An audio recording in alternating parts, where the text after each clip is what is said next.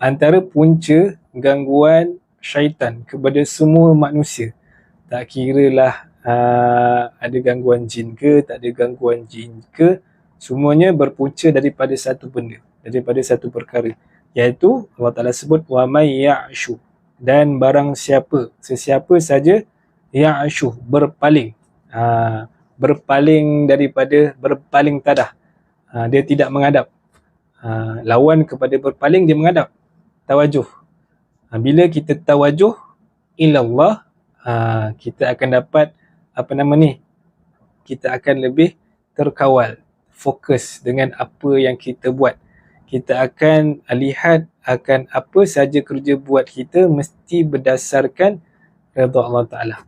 Itu kalau hati kita tawajuh kepada Allah Ta'ala.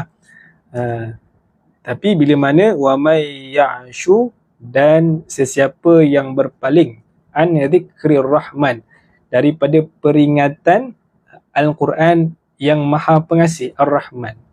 Ni, siapa saja yang berpaling daripada dzikrul Rahman, mengingati akan Ar-Rahman. Ar-Rahman siapa? Ar-Rahman adalah Allah Ta'ala yang Maha Pengasih kepada seluruh manusia. Jadi bila dia Maha Pengasih kepada seluruh manusia, kita ni hambanya berpaling daripada mengingati dia.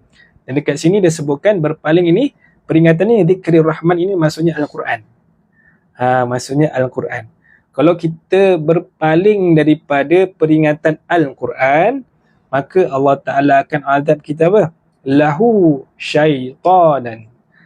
Baginya, bagi orang yang berpaling tadi, syaitanan, akan syaitan.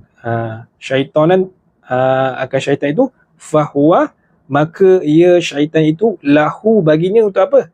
Qarin, serta menjadi teman. Teman apa? Teman setia, qarin, teman pendamping.